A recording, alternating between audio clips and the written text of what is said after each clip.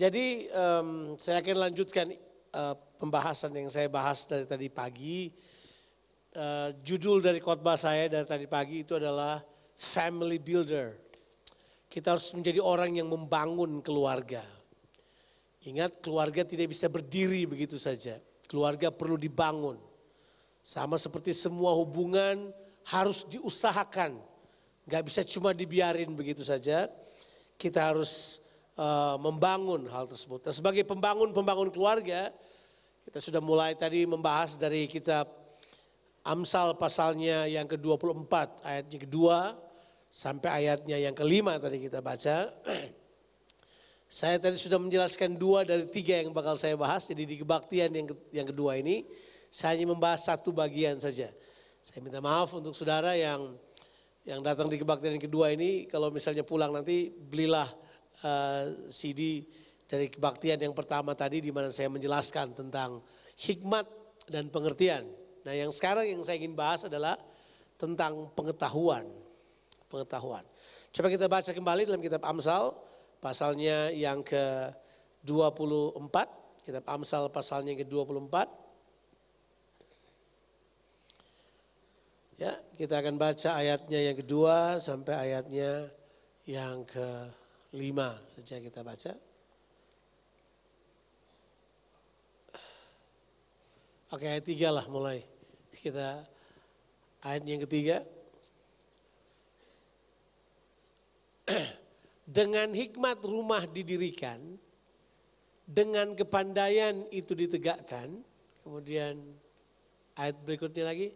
Dan dengan pengertian kamar-kamar diisi dengan bermacam-macam harta benda yang berharga dan menarik. Yang luar biasa kata pengertian yang sebenarnya muncul itu justru di kepandaian. Jadi kepandaian sebenarnya itu lebih kepada siniemi. Sedangkan pengertian itu yang lebih kepada kepandaian. Sebab terjemahan aslinya katanya dalam bahasa Ibraninya da'at. Itu punya pengertian sebenarnya it's a knowledge. Pengetahuan. Jadi kita perlu spiritual, betul, kita perlu membangun, kita punya kehidupan keluarga dengan hikmat, which is kita paham bahwa hikmat itu adalah Yesus Kristus menjadi hikmat buat kita. Saya telah membahas tadi di kebaktian yang pertama bahwa kita perlu belajar dari Yesus. Yesus adalah patron hikmat kita. Kalau kita mau belajar hikmat, lihat kehidupan Yesus. Sebab hikmat tidak cuma berbicara tentang ide atau pengetahuan, hikmat itu lebih kepada pribadi. Dia telah menjadi hikmat bagi kita. Ditulis dalam 1 Korintus pasal yang pertama ayat yang ke-30. Nah, setelah hikmat diberikan kepada kita, setelah kita belajar dari Yesus, belajar dari pribadinya, which is Tuhan mau menolong kita, dia bahkan masuk dalam kehidupan kita, para pembangun keluarga harus juga kemudian memiliki pengertian. Di mana ada banyak hal dalam kehidupan ini. Kata pengertian memang itu sebenarnya punya pengertian suniemi dalam bahasa Yunaninya. Dalam bahasa Ibraninya agak susah saya bacakan itu artinya apa sebenarnya. Tapi yang punya pengertian sebenarnya sesuatu yang kita peroleh berdasarkan latihan sampai kita memiliki refleksi mengenai hal tersebut. Pengetahuan yang terrefleksi dalam kehidupan kita. Saking banyaknya kita latihan, waktu sesuatu terjadi secara refleks kita mengeluarkan hal tersebut. Misalnya saya bilang, kita perlu latih hal-hal yang berhubungan dengan komunikasi yang baik dengan pasangan kita. Latih. Saya latih untuk mendengar. Saya orang yang terburu-buru, saya nggak suka dengar biasanya. Dan kalau kita tidak mendengar, asumsi lebih banyak daripada kemudian kebenaran. Nah, semua itu kita perlu latihan. Antara pengertian dan kemudian tindakan, itu cuma ada satu saja jalannya. Kita melakukan. Ya, kita perlu lakukan, praktek berulang-ulang. Siapa yang tahu mengerjakan firman Tuhan harus kita ulang-ulangi terus. Seperti sebuah latihan dalam kehidupan ini. Dalam memberi kita harus ulang-ulang, dalam mendengar kita harus ulang-ulang. Praktekkan, latihan. Hidup ini adalah latihan. Siapa yang tahu kalau latihan pertama kita buat kita masih bisa gagal. Kedua kita buat kita masih bisa gagal. Tapi kemudian kita pertajam terus sampai kemudian kita menjadi suami yang bisa mendengar istri kita dengan baik. Seorang ayah yang bisa mengerti generasi anaknya dan keinginan mereka. Seorang ayah yang kemudian tidak cepat marah tapi kemudian berupaya untuk memahami keadaan dan situasinya. Ini adalah sesuatu yang perlu latihan. Itu enggak terjadi seperti membalik telapak tangan. Saudara perlu melatihnya sampai itu menjadi refleks dalam kehidupan saudara, ya. Itu kita sudah bahas. Ya, saudara bisa cari itu nanti lebih detail di dalam ibadah yang pertama tadi. Saudara bisa pesan tentunya CD-nya. Yang sekarang saya ingin bahas dengan saudara adalah yang berhubungan dengan kata bermacam-macam, di situ dibilang pengertian, harusnya terjemahan yang tepat adalah pengetahuan. Kita perlu pengetahuan. Nah, mari kita bahas tentang pengetahuan yang kemudian mengisi seluruh kehidupan kita. Nah, pengetahuan punya 3 level. Ada 3 level pengetahuan di Alkitab. Kalau kita pelajari ada pengetahuan, ada 3 level pengetahuan itu. Yang pertama adalah pengetahuan yang kita dapat karena kita memang belajar. Kita belajar. Betul ya? Kita belajar pengetahuan tersebut. Hal ini adalah sesuatu yang sifatnya edukasi, edukatif. Karena sudah belajar, sudah menerima informasi. So to know by information. Karena informasi diberikan pada saudara, saudara mengetahui sesuatu.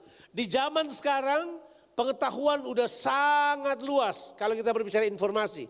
Kita hidup di zaman informasi. Saudara bisa mengetahui hal-hal yang lebih. Bahkan kalau di tempat saya melayani di Melbourne, saya tidak dikasih kesempatan berbicara salah. Saya berbicara satu kata, mereka sudah buka Google seluruhnya di sana. Jadi kemudian mereka tahu apa yang saya sampaikan, definisi yang saya pakai, mereka bisa cari tahu itu. Jadi kalau cuma informasi, semuanya itu terbuka. Jadi sekarang orang dilarang bodoh. Ingat baik-baik, dilarang bodoh, nggak bisa bodoh. Tapi kalau cuma yang seperti informasi seperti ini, hal itu semua orang bisa mengupayakannya. Tapi ada level kedua yang sifatnya lebih kepada belief. Ada pada belief system kita, tapi kita sebut itu sebagai asumsi. Sesuatu yang kita percayai bisa terjadi karena mitos, kebiasaan-kebiasaan turun-temurun, tradisi yang kita ketahui menjadi mitos buat kita. Ada mitos itu ya, itu kadang-kala menjadi asumsi buat kita. Ya kan?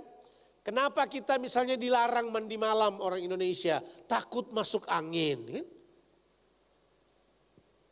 Antangin itu perpaduan antara pengetahuan dan asumsi menurut saya.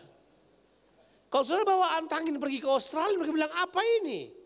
Kita bilang obat masuk angin, mereka bilang apa itu masuk angin? Penjelasan secara medisnya bingung, apa masuk angin? Angin masuk lewat mana coba? Kalau kamu masuk angin bersiul aja biar dia keluar kan. Kenapa perlu antangin? Tapi menurut saya hal tersebut jadi luar biasa karena itu adalah perpaduan antara bukan cuma pengetahuan tapi ada sisi mitosnya di dalamnya kan. Yang lucu, saya bawa anak saya lagi panas banget, lagi panas demam. Saya bawa pergi ke dokter. Tiba-tiba di dokter ada kulkas yang isinya ice cream. Dia minta ice cream. Istri saya ngamuk-ngamuk, gak boleh ice cream. Begitu ke dokter, dokter kasih ice cream. Dia kan marah. Dokter bilang gak ada hubungannya demamnya dia. Saya bilang, minum ice cream biar turun demamnya. Bisa bayangin. Saya jadi bingung. Kita kalau misalnya panas, kita bungkus anak-anak kita kan. Panas kita bungkusin. Di sana disuruh telanjangin aja, buka. Supaya jadi dingin. Nah, yang benar yang mana? Nah, itu kan berdasarkan kepercayaan. Itu adalah sesuatu yang bukan cuma sekedar menjadi informasi buat kita. It become jadi seperti mythology buat kita, mitos. Ada unsur kepercayaannya di dalamnya. Ada orang punya kepercayaan seperti itu. Ada pengetahuan yang sifatnya seperti itu. Itu level kedua, asumsi. Tapi ada level yang kita sebagai orang percaya harus masuki. Level itu adalah kita sebut dengan kebenaran. Kebenaran inilah yang memerdekakan kita, betul ya? Tentu yang lebih tinggi adalah Kristus lah, hikmat. Tapi kita tidak akan ke situ, kita cuma konsentrasi aja kepada bahwa kalau kita mau mengisi kehidupan kita, kita perlu kebenaran. Kebenaran itu ada yang sifatnya tertulis, logos. Ada yang sifatnya telah berubah menjadi pewahyuan buat kita, rema, Saudara sudah tahu, ini saya tidak perlu ulangi, ini adalah hal-hal yang saudara sudah ketahui. Tapi ada kebenaran-kebenaran yang sifatnya generasional, kekinian dibanding yang dulu. Ada pada zaman 500 tahun yang lalu kebenaran tentang keselamatan begini, dia berpindah pada abad yang baru-baru berlalu segini. Sekarang berpindah lagi, ada pergeseran-pergeseran mengenai kebenaran yang memerdekakan ini. Tetapi yang paling penting harus kita ketahui, kalau Alkitab dalam bahasa Indonesia berkata kebenaran, supaya jangan salah ya gitu ya. Saya harus jelaskan ini. Walaupun ini cuma isu bahasa saja. Kalau kita berbicara kebenaran, ada dua hal yang kita harus mengerti. Kebenaran yang diterjemahkan dari kata righteousness sama kebenaran yang diterjemahkan dari kata truth. Itu dua hal yang berbeda, tapi diterjemahkan sebagai apa? Kebenaran. Nah begini, righteousness itu adalah posisi kita di hadapan Allah. Itu kita dibenarkan oleh Yesus Kristus. Itu righteousness. Semua pembangun keluarga haruslah orang-orang yang telah dibenarkan oleh Allah. Dia tahu posisinya, mengingat kalau saudara mau bertempur dengan kerajaan kegelapan, position is the most important thing. Posisi adalah hal yang saudara harus pertahankan. Jangan sampai iblis dapat berkata begini, kamu bukan orang benar, kamu adalah orang yang berdosa. Kalau itu sudah masuk pada saudara, di mana kesadaran saudara lebih menjurus kepada dosa dan bukan pada kebenaran, saudara pasti gampang dikalahkan. Posisinya ada di sini. Righteousness itu begini, saya tidak benar dari diri saya. Di kayu salib waktu Yesus mati, dia ambil dosa saya, dia berikan kebenarannya untuk saya. Kebenaran ini mutlak, tidak bisa diganggu gugat dari siapapun yang bisa membantahnya bahwa Jonathan Patiasina orang benar. Sebutkan nama saudara. Andi Setiawan orang benar. Hamid orang benar. Kan? Setiap kita orang benar. Kita tahu kita benar. Benar ini disebut sebagai righteousness. Itu kita sebut sebagai kebenaran posisional. Kita benar karena karya Kristus. Kita harus mengerti hal ini. Perlakukan istri kita, anak-anak kita yang telah menerima Kristus sebagai orang benar. Jangan selalu menuding mereka dengan dosa, kesalahan, pemberontakan. Gak cocok. Karena itu bukan posisi mereka. Semua yang di dalam Kristus orang benar.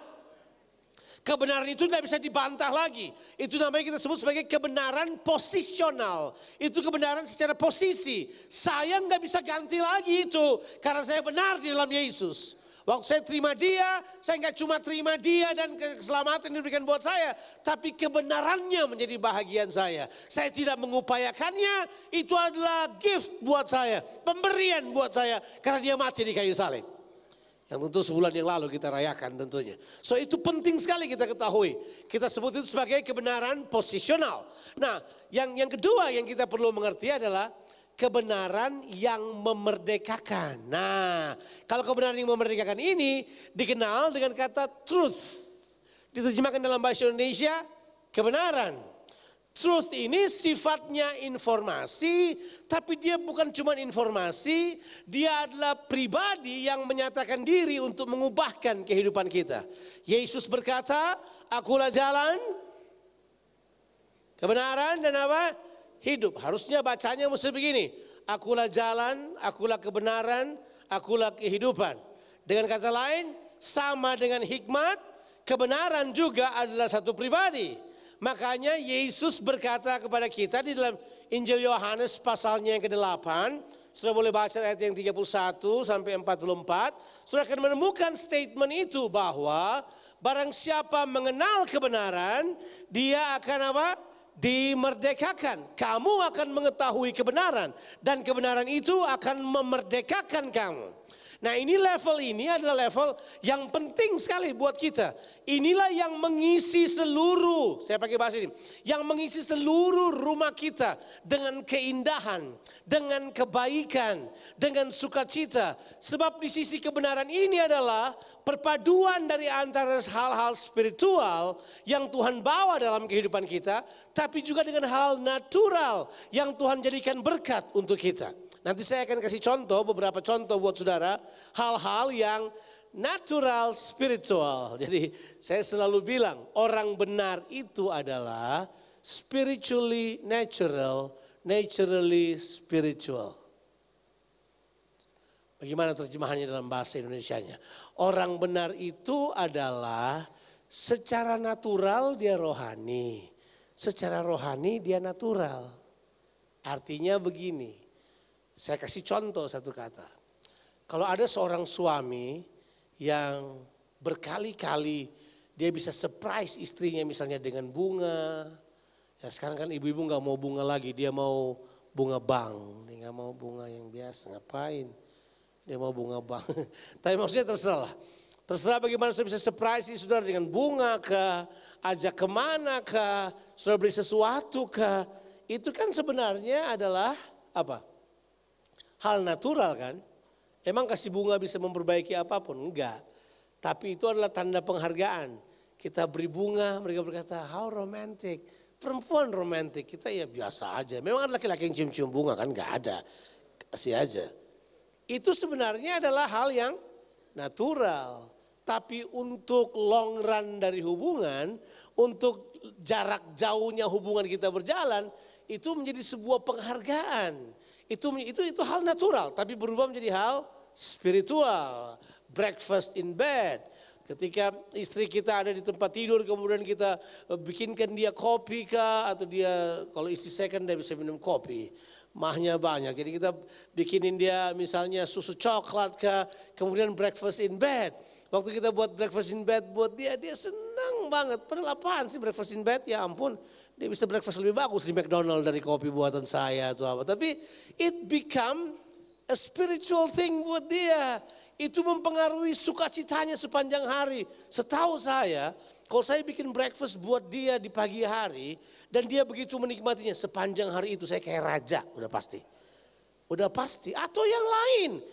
Ya, ada hal-hal yang sifatnya natural, tapi kemudian berubah menjadi spiritual disebabkan karena hal tersebut kita kerjakan sebagai orang benar. Nah, ini hal yang penting buat kita. Nah, sekarang kita konsentrasi kepada kebenaran ini. Mengapa kebenaran penting sekali? Ingat, kita hidup di tengah-tengah zaman yang penuh dengan kepalsuan. Kita hidup di tengah zaman yang penuh dengan kepalsuan. Musuh tertinggi dari hubungan itu adalah kemunafikan. Musuh tertinggi daripada hubungan adalah kemunafikan. Hal yang paling banyak mengkhianati hubungan itu adalah dusta. Adalah ketidakbenaran. Nah, mari saya tunjukkan dulu pada saudara apa arti kata daripada munafik. Arti kata dari munafik itu jelas berasal dari bahasa Yunani hipokreteia, yang punya pengertian sebenarnya adalah kebenaran yang palsu. Kelihatannya seperti kebenaran tapi bukan kebenaran. Hipokreteia itu punya pengertian cheap imitation.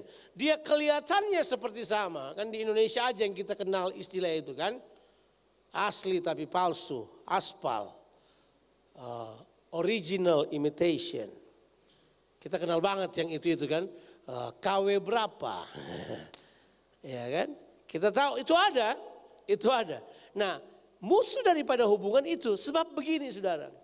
Nilai moral dari kasih itu adalah apa? Nilai moral dari kasih? Kebenaran. Nilai moral dari kasih itu adalah kebenaran. Walaupun ada beberapa nilai moral yang lain. Nilai moral dari kasih yang pertama adalah kebenaran. Kalau dia sudah benar barulah bisa menyusul yang lain. Kalau dia benar barulah ada kemungkinan, ada pengorbanan. Barulah ada kemungkinan nilai dari kasih yang berikut setelah pengorbanan apa kira-kira? Memberi dengan lebih banyak atau apa lagi. Tapi prinsip utamanya nilai daripada kasih itu adalah kebenaran. Kalau kasih tidak menjadi kebenaran itu manipulatif namanya. Ya itu kasih tingkat rendahan lah. Itu kasih orang yang pacaran sambil berkata begini, aku mencintaimu tapi tidurlah denganku. Itu maksudnya. Cheap imitation, kelihatan itu merupakan refleksi kasih padahal bukan. Nah, kalau kasih ini punya nilai kebenaran, coba kita baca dulu ayatnya supaya kemudian saudara nggak lupa ayat ini. Di dalam 1 Yohanes pasal yang ketiga, ayatnya yang ke-18. itu diberitahu bahwa kasih selalu diikuti dengan kebenaran. Ya, 1 Yohanes pasalnya yang ketiga, ayatnya yang ke-18. Bolehkah diberitahu, ditaruh di screen? Thank you. 1 Yohanes pasalnya yang atau saya cari sendiri aja. 1 Yohanes pasalnya yang ketiga, ayatnya yang ke-18. Alkitab berkata begini, anak-anakku, marilah kita mengasihi bukan dengan perkataan atau dengan lidah, tetapi dengan apa? Perbuatan. Tapi tidak bisa cuma dengan perbuatan, harus ada kata yang mengikutinya. Dan dalam apa? Kebenaran. Berarti kebenaran ini merupakan value utama daripada kasih. Sebab ada kemungkinan orang menyatakan kasih tanpa kebenaran misalnya. Ada motivasi lain yang mengikutinya. Dia bisa memberi karena motivasi yang berbeda dengan apa yang Tuhan inginkan. Jadi dengan kata lain begini, nilai utama dari kasih adalah kebenaran. Jadi waktu kita menyatakan kebenaran sebagai pembangun keluarga ini, disinilah kemudian kita sedang berada di dalam positioning daripada Tuhan. Kemudian yang kedua adalah saudara punya kuasa untuk membawa perubahan di dalam hubungan saudara. Ini yang dimaksudkan oleh Alkitab bahwa pengetahuan seperti inilah, tentang kebenaran inilah yang kemudian membawa orang kepada menikmati semua kehidupan ini. Apa sih yang menjadi masalah dengan kita soal pengetahuan? Sekali lagi, kalau kebenaran datang dalam kehidupan kita, hal yang pertama yang dia buat adalah dia konfrontasi semua sampah, mitos, kesalahan dalam kehidupan kita.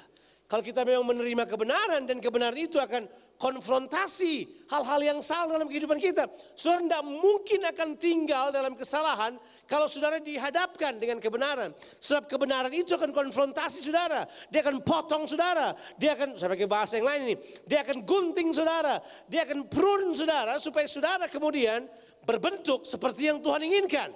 Nah, di dalam ayat yang kita baca tadi, dengan pengetahuan inilah semua ruangan diisi.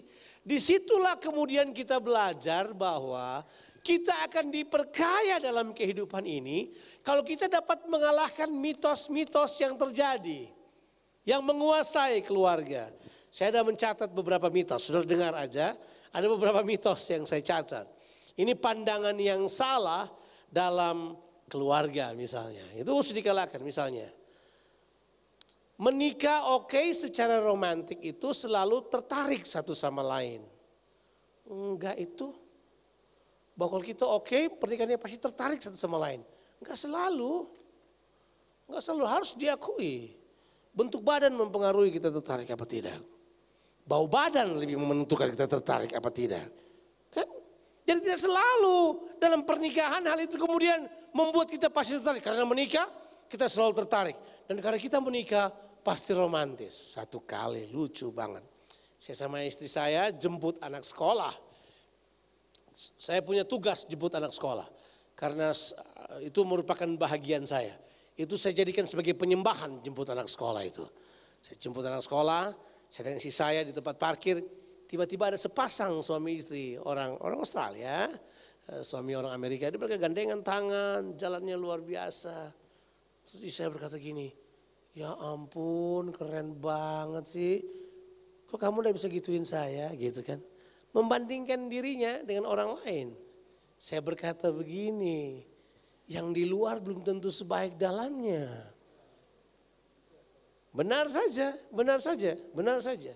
6 bulan kemudian, not long after, keluarga yang diterpa badai. Dan sekarang suami istri itu sudah bercerai. Terus saya bilang buat Ina, masih ingat gak kamu bilang, ih keren banget. Coba saya bilang, coba saya bikin kamu kayak gitu, mungkin kita akan mengarah ke arah yang sama. Tapi saya nggak bilang begitu sih sebenarnya. Saya bilang buat dia sebenarnya jangan cuma lihat luarnya. Kita mesti coba lihat dalamnya. Karena kalau kemesraan tanpa kebenaran berbahaya.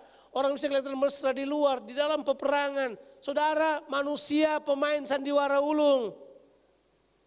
Dan kita didorong oleh masyarakat bungkus ini, saya sebut wrapping society ini, masyarakat yang suka bungkusan, kita didorong untuk berdusta sama orang lain. Kita didorong untuk munafik, kita didorong untuk kebenaran palsu yang kita condolkan kepada orang lain. Saya beritahu pada saudara, kalau itu masalah utama, buka topengmu. Sebab kebenaran akan konfrontasi saudara sampai saudara menanggalkan mitos yang salah. Kita harus kalahkan itu. Ini dia ini. Kesulitan pernikahan selalu disebabkan karena perbedaan laki-laki dan perempuan. Enggak selalu. Justru karena berbeda kita menikah, ya kan? Iya. Orang jadi enggak berkembang, nanti menikah baru dia berkembang. Enggak juga.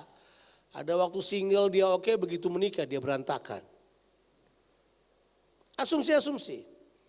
Kesepian dalam kehidupan diobati melalui menikah. Enggak juga, itu salah. Mereka yang hidup pernikahannya baik tidak pernah bertengkar. Siapa bilang? Itu mitos. Jadi satu kali saya hadir di kebaktian penguburan. Ini seru sih. Hadir di kebaktian penguburan. Bapaknya bersaksi. Ini orang Toraja. Tahu gak dia bilang apa? Selama kami membangun rumah tangga 30 tahun, kami tidak pernah bertengkar. Wow. Dalam hati saya, ini baru kasus ini. Saya bilang berarti dia tidak bahagia sekali ini orang. Pertengkaran itu cuma memberitahukan buat kita bahwa kita individu yang masih hidup, masih sehat, masih wajar, masih bernafas dan bukan pohon pisang. Itu maksudnya. Makanya pertengkaran itu, konflik itu normal sebenarnya. Tapi orang yang berkata enggak, pertengkaran yang baik itu kalau kita enggak pernah mengalami apa yang disebut dengan bertengkar. Bertengkar saya sebut is creative times. Itu waktu kreatif untuk tahu apakah kita ini adalah orang-orang yang aplikasikan kebenaran dalam perbedaan. Kita beda. Pertengkaran bisa terjadi, tapi begini, pertengkaran harus diselesaikan dengan cara yang benar. Misalnya, selesai dengan berdamai selalu, selesaikan dengan tidak ada kepahitan selalu. Janganlah amarahmu bertahan sampai matahari terbenam. Selesaikanlah. Kenapa? Supaya jangan bertahan sampai matahari terbenam. Sebab kalau malam, gak enak hubungan intimnya kalau masih tetap membawa kemarahannya. Bereskan supaya gak satu tidur menghadap tembok sebelah sana, satu menghadap tembok sebelah sini. Kemudian dengan asumsi berjalan, mudah-mudahan dia taruh tangannya kepada saya. Tapi gengsi terlalu tinggi. Itu semua dibangun karena apa? Asumsi-asumsi yang keliru. Misalnya ini, penundukan diri terhadap pasangan berarti penindasan. Penindasan terhadap perasaan dan keinginan saya. Apakah submission artinya penindasan? Tidak sama sekali. Itu semua adalah asumsi-asumsi yang bisa terjadi. Ada banyak sih, masih banyak yang lain. Tapi saya cuma pilih aja yang kira-kira bisa dijadikan bagian dalam hal ini.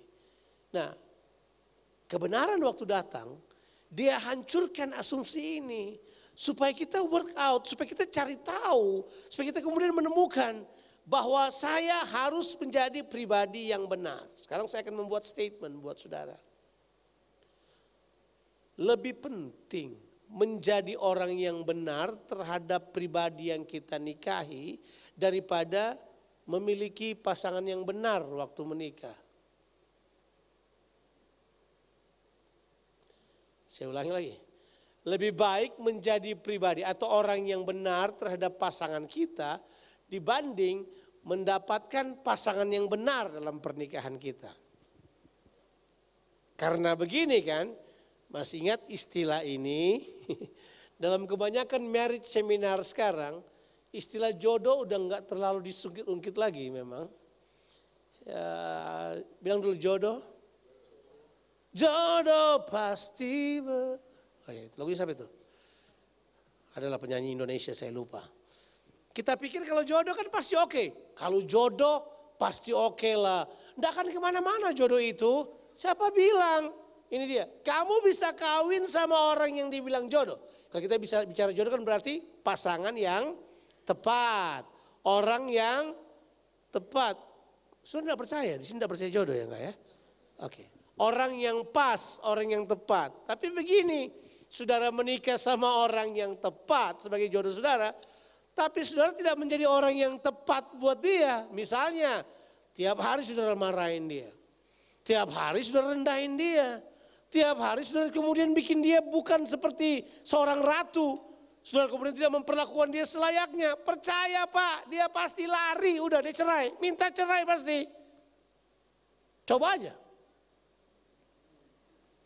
Udah terbukti kalau kita, waduh, ini terbanyak ya, terbanyak. Di zaman modern mungkin kita udah lebih pintar. Misalnya di Australia itu ada hukum kan. Kalau saudara pukul spouse saudara, itu enggak ada pengadilan. Saudara langsung masuk dulu, masuk bui dulu, masuk penjara dulu 1 bulan. Baru ada parole. Kalau enggak, main pukul aja langsung masuk. Ada bukti misalnya.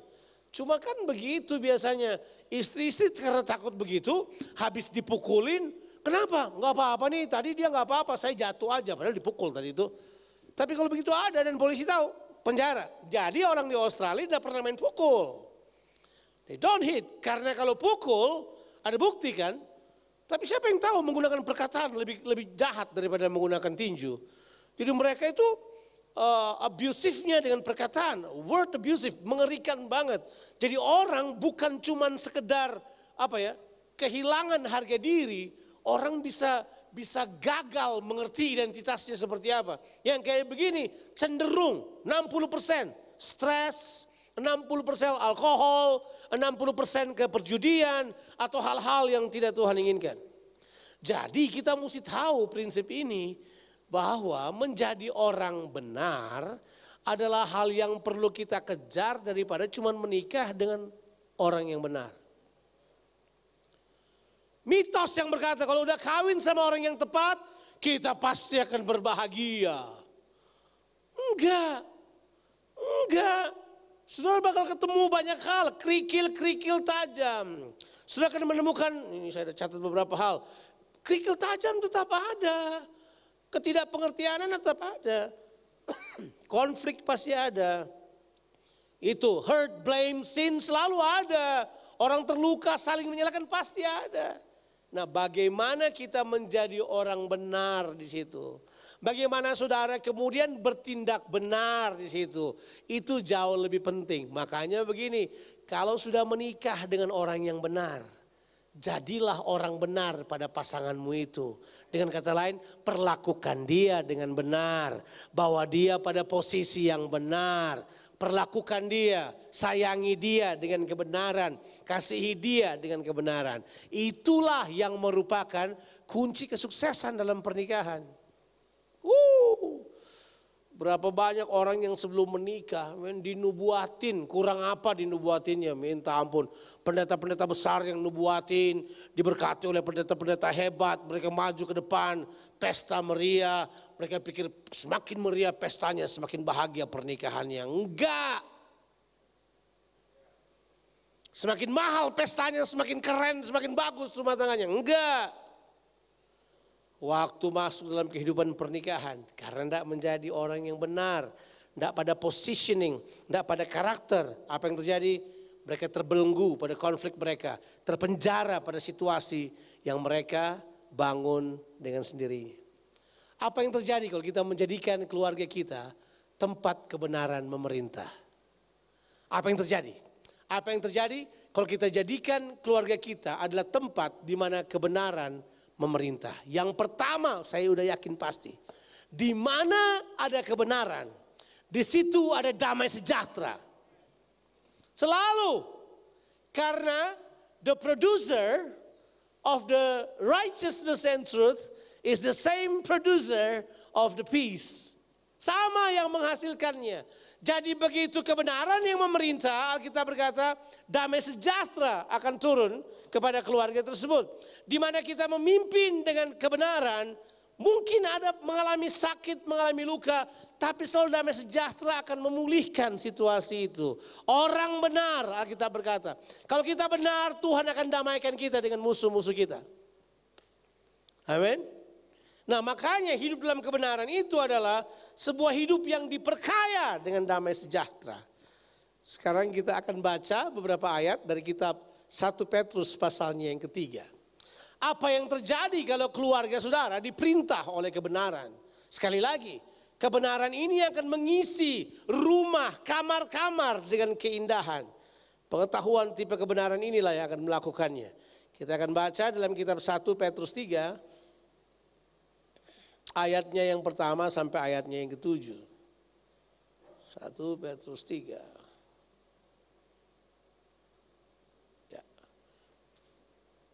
Alkitab bilang begini, demikian juga kamu hai istri-istri, tunduklah kepada suamimu, supaya jika ada di antara mereka yang tidak taat kepada firman, mereka tanpa perkataan dimenangkan oleh kelakuan. Ingat, firman Allah.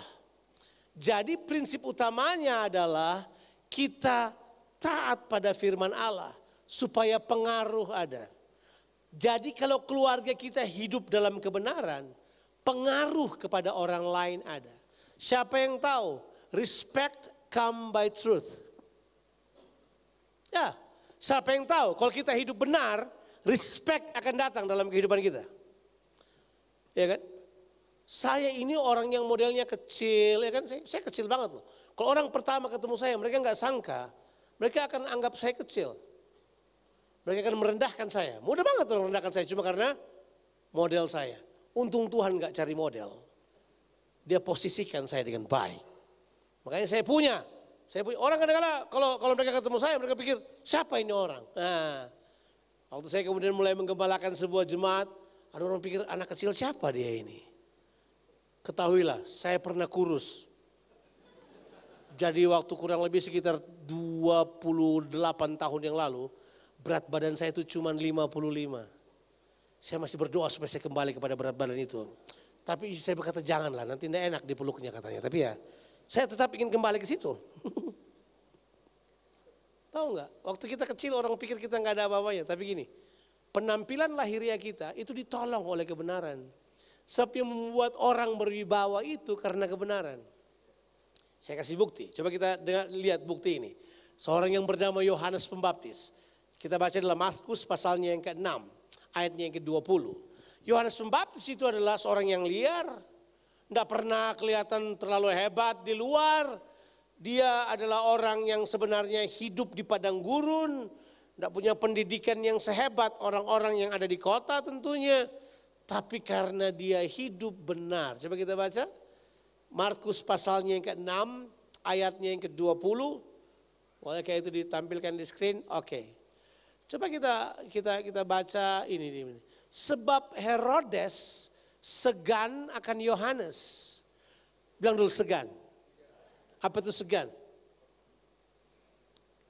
Ada respect di situ. Segan.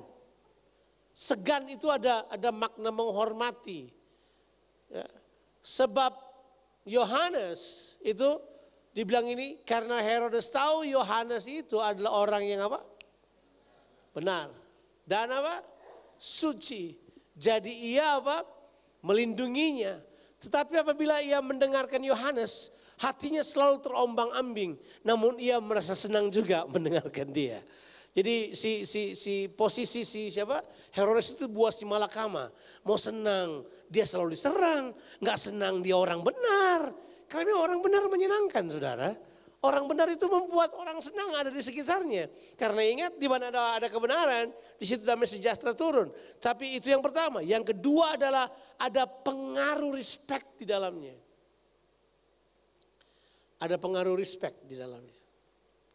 Siapa yang pernah buat kesalahan, kemudian anak kita yang kritik kita, dan kita rasa anak kita kehilangan respect pada kita. Wow, saya pernah buat kesalahan. Saya buat kesalahan. Saya berkhotbah, saya sedang menceritakan tentang kata orang terhadap saya. Saya menggunakan kata yang tidak boleh diucapkan di depan umum. Anak saya yang kedua langsung datang kepada saya. Dad, if you start to say that word in the pulpit, then you know what? All the kids would say the same to the other kid. Saya kembali ke kamar saya nggak jawab. Ini anak saya yang kedua, ini BJ, anaknya kritis banget, ya ampun. Buku yang saya baca, buku teologi yang saya baca, dia baca juga masalahnya. Itu masalah besar buat kita berdua. Ya, dia pembaca yang hebat. Waduh. Saya kembali ke kamar saya nggak jawab sih. Saya belum bisa jawab karena saya belum tahu bagaimana bereaksinya. Saya menceritakan sebuah kisah dengan menyebutkan, literally, saya menyebutkan apa yang orang itu katakan. Dia bilang enggak pantas dikatakan. Karena kalau kamu mengucapkannya, orang lain akan mengatakan hal yang sama. Saya balik ke kamar dengan pemikiran begini, saya mau bikin apa ini anak saya ini? Karena waktu dia datang kepada saya bukan cuma ada saya.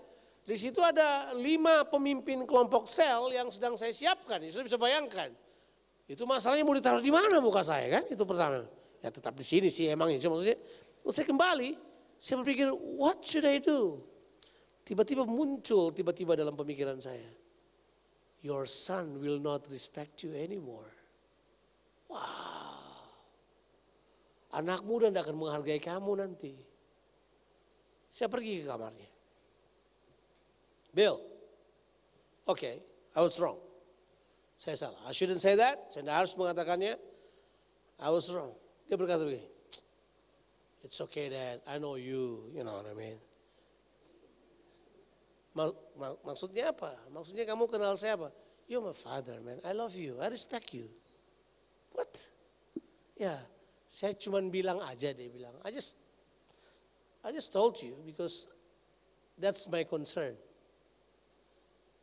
Apa yang membuat saya kagum waktu saya kembali? Wow. Anak saya sudah bisa membuat perbedaan. Mana yang pantas, mana yang tidak. Berarti saya sudah tahu persis, dia sudah dipandu oleh kebenaran. Dia sudah bisa pilih mana yang boleh, mana yang enggak boleh. Saya kembali ke kamar saya dengan berkata begini, itu tanda bahwa dia mulai bertumbuh dalam kebenaran. Dia mulai punya pengaruh dalam kebenaran. Dan diam-diam saya mengagumi anak ini. Saya berkata, bagus. Cuma dia yang berani. Saya tanya anak saya yang sulung, when you hear that word, what did you say? I don't know. Yang pertama bilang, I don't know. Tapi saya tahu dia tidak mau lukai saya. Jadi dia berkata jawabannya, I don't know. Tapi yang pertama, yang kedua, langsung dia skakmat. Dia bilang jangan buat itu. Sebab kalau kau buat itu, orang lain akan buat hal yang sama kalau mereka berbicara. Karena mereka pikir it's a cheap word. Kita bisa katakan seenaknya. Ingat, kebenaran punya kuasa pengaruh. Seperti tadi, Yohanes disegani karena hal tersebut. Jadi hati-hati enggak kita dalam rumah? Kalau kebenaran memerintah, kita bakal hati-hati bicara. Kita enggak bakal ngomong seenaknya. Kita tidak bakal sampaikan apa saja yang kita mau. Itu yang kita sebut harta yang luar biasa. Pernah pergi ke sebuah rumah yang sangat besar dan mewah? Tapi isinya kesunyian, dingin, gak ada apa-apa. Hartakah itu? Kuburan, Pak. Kuburan masa kini juga besar, kaya dan cuma batu dan kematian. Tapi kalau di dalamnya penuh dengan kebenaran, ada apa yang saya sebut dengan ada exuberant joy di dalamnya. Ada sukacita yang luar biasa di dalamnya, di mana orang kemudian berani berbicara tanpa topeng. Berani nggak kita berbicara tanpa topeng? Nah, begini. Kebenaran itu punya kualitas. Kualitas kebenaran itu, nah ini dia nih kita mesti tahu. Kualitas kebenaran itu, itulah yang kemudian menjadi bobot kita untuk punya pengaruh dengan orang lain. Kalau kita tidak hidup benar, kalau kita munafik, kita hipokritea, kita hipokrit, maka dengan mudah orang akan pick up itu. Dan dengan mudah orang berkata begini, Om Do, itu cuma ngomong doang. Cuma di mulut saja, enggak di hati. Apakah kekayaan kita yang terbesar dalam rumah kita? What is your greatest value in life? Apa? Apa yang paling sudah anggap bernilai dalam keluarga saudara? Apa? Ketika semua orang hidup dalam kebenaran, yang karenanya menghasilkan damai sejahtera dan kemudian sukacita yang melimpah. Itu tidak bisa dibeli dengan uang. Itu saudara kaya. Gak bisa dibeli dengan uang. Makanya Alkitab bilang, Isilah seluruh kamar-kamar dengan apa? Kebenaran, dengan pengetahuan. Yang saya bilang tadi ada 3 levelnya itu. Tentunya kebenaran inilah yang harusnya menjadi bagian yang kita masukkan dalam kehidupan ini. Kalau saudara baca seterusnya, saudara akan menemukan sebuah kebenaran yang luar biasa. This is statement yang terakhir dan saya akan selesai. Coba kita baca ayat ini. Bahwa tahukah saudara, seperti kasih karunia yang tidak bisa dipisahkan dari kebenaran. Nilai moral kebenaran itulah kasih karunia. The power of the truth is grace. Makanya ayat yang ke-7, kita baca dari 1 Petrus pasalnya yang ke-3. Demikian juga kamu hai suami-suami, hiduplah bijaksana dengan istrimu sebagai kaum yang lebih lemah. Hormatilah mereka sebagai teman pewaris dari kasih karunia, yaitu kehidupan, supaya doamu jangan terhalang. Jadi suami-suami hiduplah dengan apa? Bijaksana. Nah, kata bijaksana di dalam terjemahan aslinya adalah penuh dengan kebenaran. Ya, itu penuh dengan yang benar. Bijaksana nggak cuma berbicara tentang Sofia, tapi pengetahuan yang membuat dia bertindak hati-hati terhadap orang yang ada di sekitarnya. Dia bilang hiduplah bijaksana dengan mereka, hiduplah benar dengan mereka. Terjemahan yang lain adalah live righteous. Dihiduplah dengan mereka sebagai istrimu. Nah, kalau kita sudah buat itu, kita akan menghormati mereka sebagai teman pewaris dari kasih karunia, supaya hidupmu atau doamu jangan terhalang. Ada banyak orang terhalang di luar, dia salahkan bosnya, dia salahkan keadaannya. Padahal dia terhalang karena apa? Situasi rumahnya. Ada orang salahkan pemimpinnya, padahal dia terjungkal karena karakter yang tidak dibangun kuat dalam rumahnya. Yuk, mari kita kembali kepada kebenaran yang Tuhan bawa dalam kehidupan kita. Doa saya, para pembangun-pembangun keluarga yang ada di Bandung ini, mereka akan menciptakan keluarga yang penuh dengan kebenaran, yang diikuti oleh damai sejahtera dan sukacita oleh Tuhan. Tuhan memberkati saudara-saudara sekalian. Ini merupakan kehormatan saya bisa hadir kepada saudara dalam 2 kebaktian ini. God bless you. Mari saya mau berdoa buat saudara. Mari saya mau berdoa buat saudara. Bapa, kami datang kepadamu. Kami berdoa supaya Tuhan terjemahkan ini dalam kehidupan setiap orang yang mendengarkannya. Hamba-Mu sangat terbatas. Kebenaran yang hamba sampaikan, hamba-Mu sangat terbatas untuk menjelaskannya Tuhan. Kata-kata hamba inadequate untuk menjelaskan kebenaran-Mu. Sekarang hamba berdoa, apapun yang ditangkap oleh umat-Mu, jelaskan oleh Roh-Mu yang kudus. Illuminate their hearts Lord, terangi hati mereka. Biar mereka mengerti apa yang mereka dengarkan hari ini.